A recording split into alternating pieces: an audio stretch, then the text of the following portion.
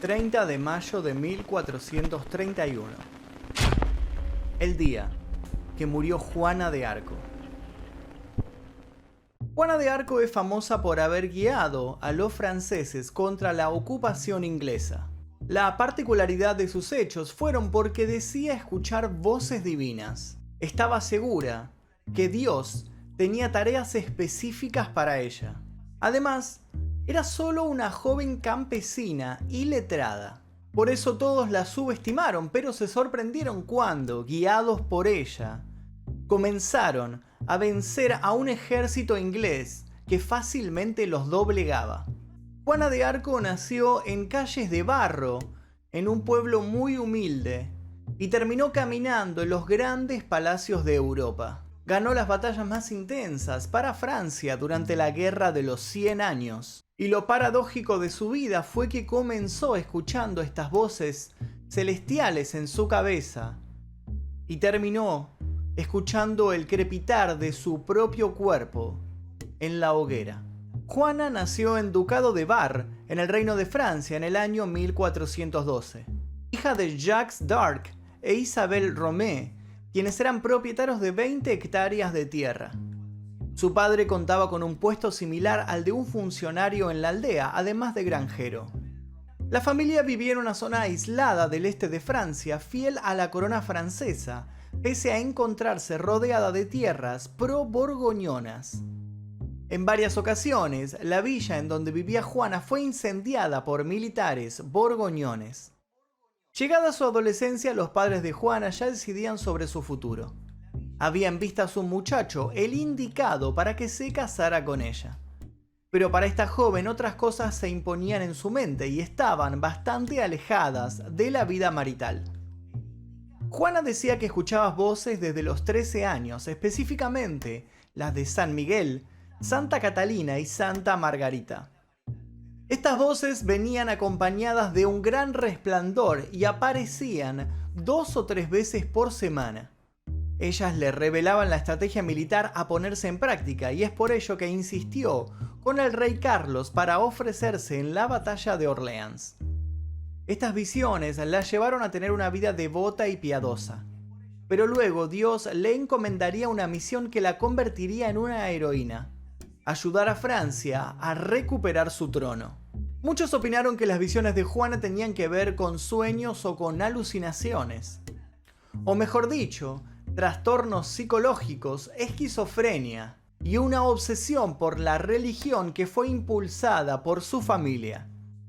Pese a no saber con certeza el origen de este tipo de comunicaciones, está claro que Juana no iba a llevar una vida de campesina. Su destino estaba en el frente de lucha.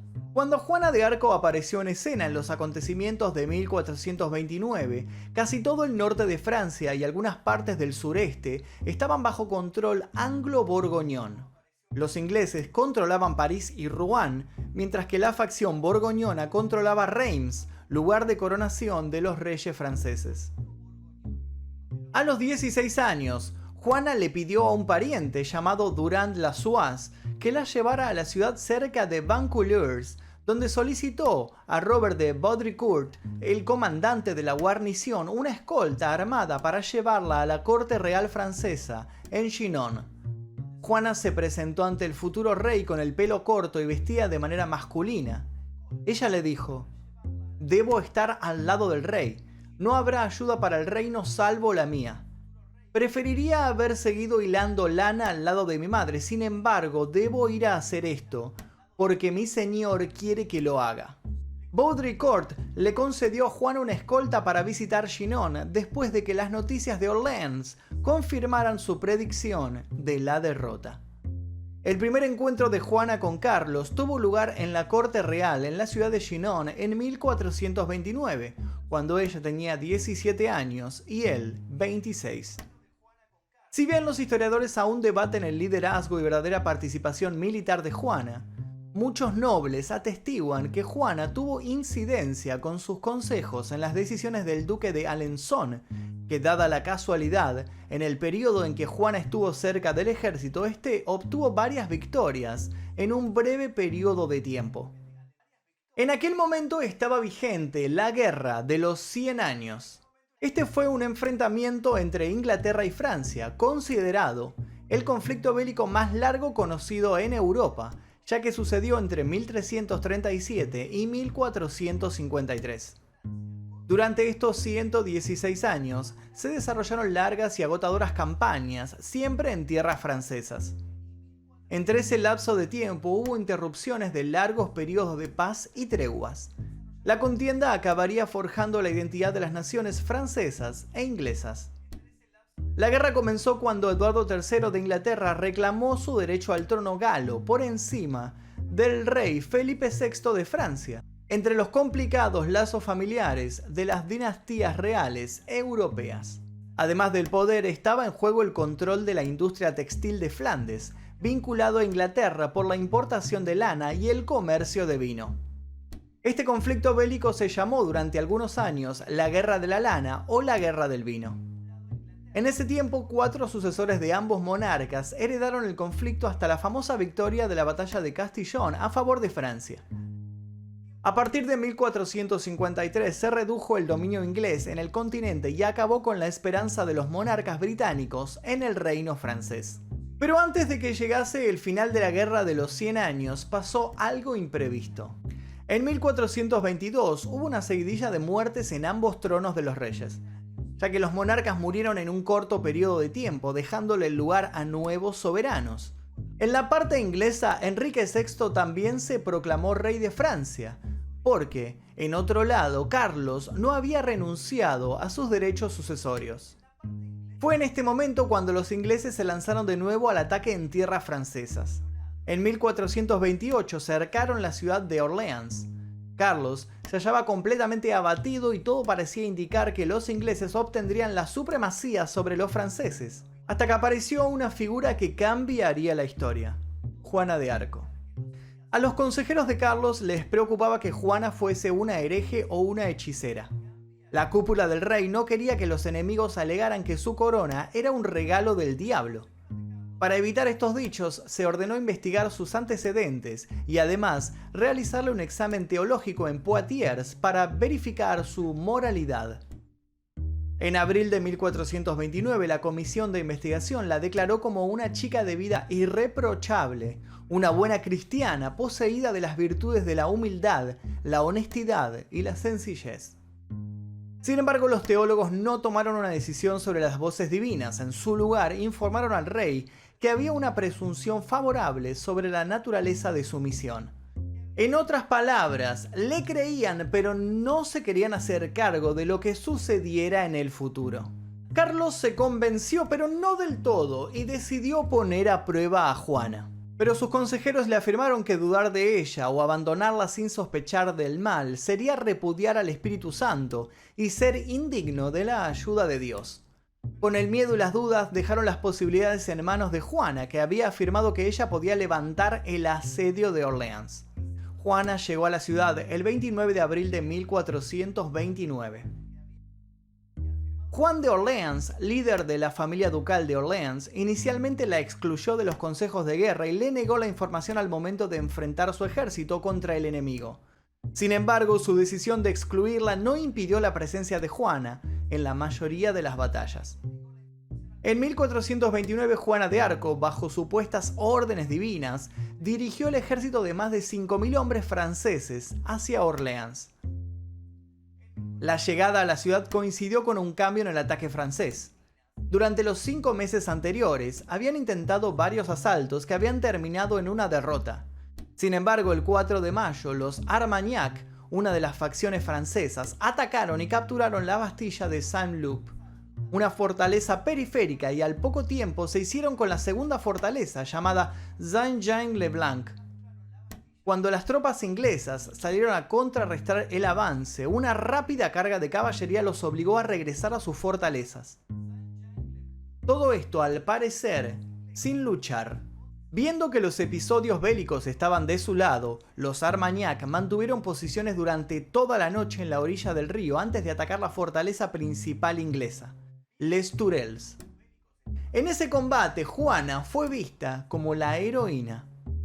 Durante ese ataque resultó herida por una flecha que se le clavó entre el cuello y el hombro mientras sostenía su estandarte frente a Les Tourelles. A pesar de sus graves heridas, se presentó para dar aliento a las tropas que estaban por dar el asalto final, que logró la rendición de la fortaleza. Luego de casi 7 meses, los ingleses se retiraban de Orleans. Con esta victoria, Juana fue interpretada con un signo positivo en el campo de batalla. Se ganó el apoyo de destacados clérigos como el arzobispo de Embrun y el teólogo Juan Gerson, que escribieron tratados de apoyo hacia Juana tras conocer los últimos sucesos. Por otra parte, los ingleses consideraban que la heroína francesa llevaba consigo una posesión del diablo. En la actualidad, el medievalista británico Beverly Boad señaló que estos dichos no eran solo propaganda, sino una creencia sincera. Más adelante, Juana persuadió a Carlos VII para que le permitiera acompañar al ejército con el duque Juan d'Alençon. Además, Carlos quería recuperar los puentes cercanos a la vera del río para preparar el campo hacia un futuro cercano que los llevaría hasta Reims. Allí se encontraba la catedral en donde se celebraría su celebración como rey de Francia. Era un plan arriesgado. Reims duplicaba la distancia de su última victoria y los obligaba a avanzar en territorio enemigo.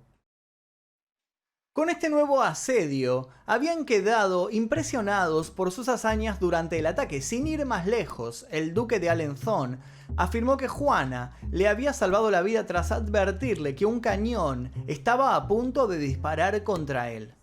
El 29 de junio, el ejército francés emprendió la marcha hacia Reims.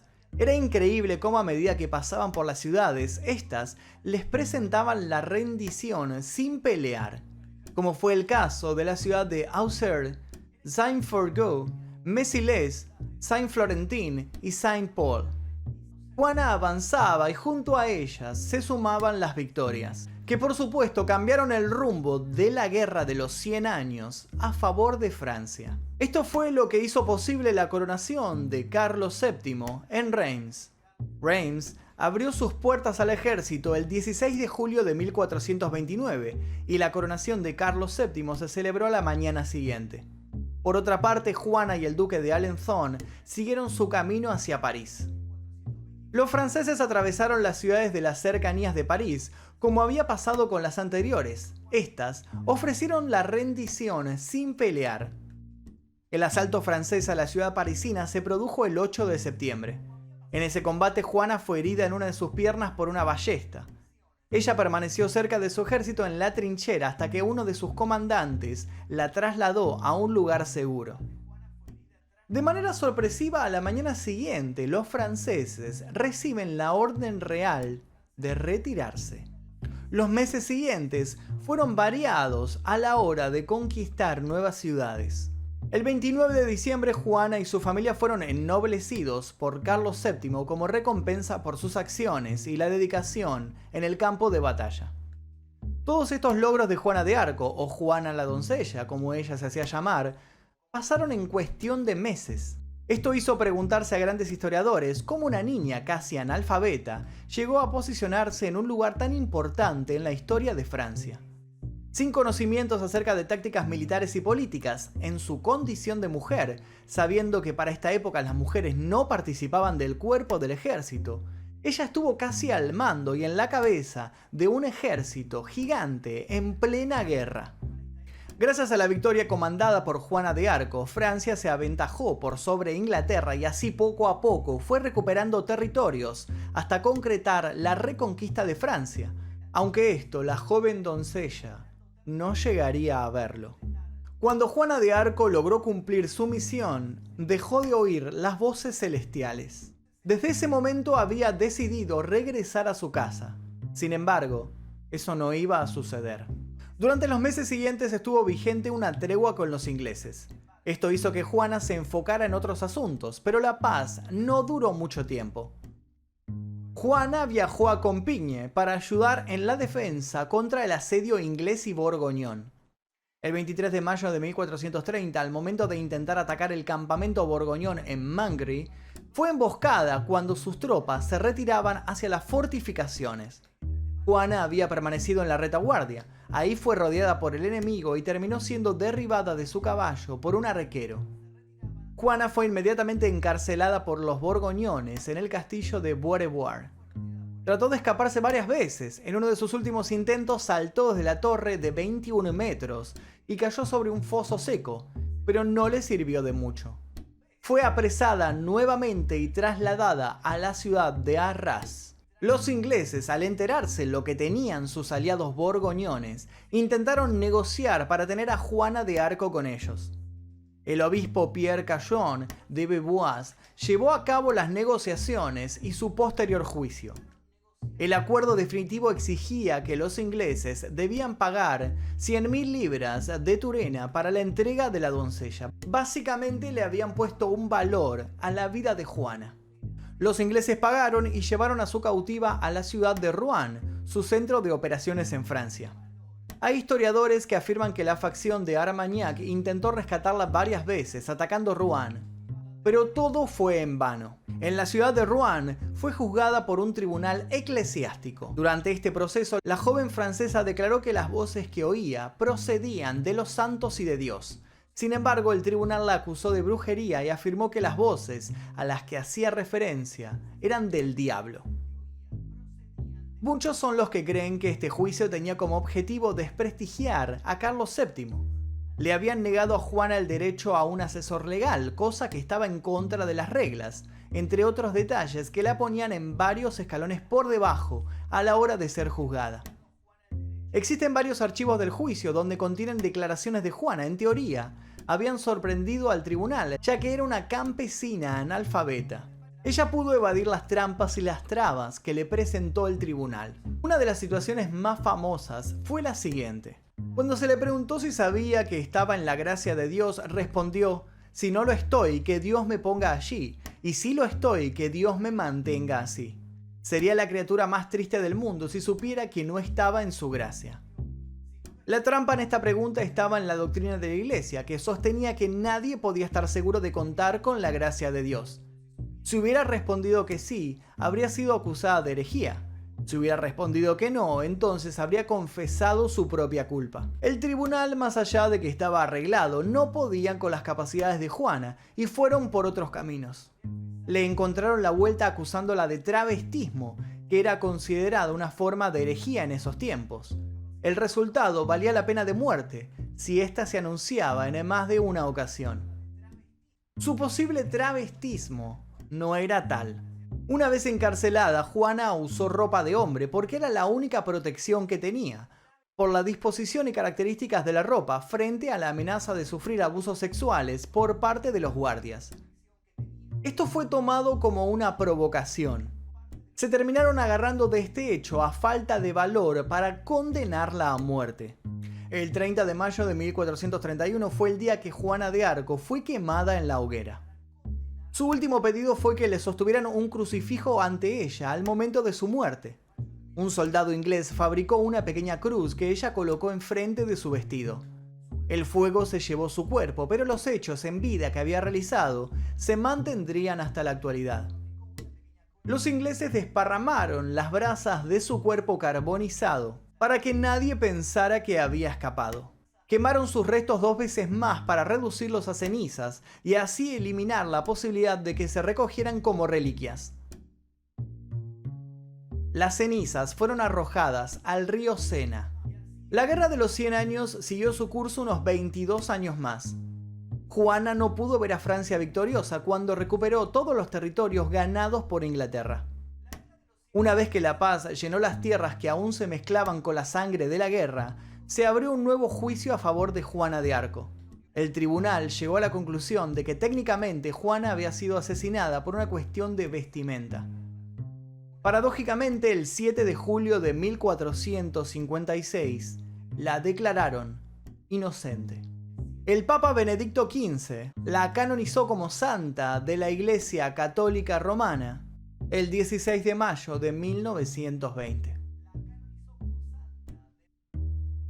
Y hasta aquí la historia de Juana de Arco. Espero que les haya interesado.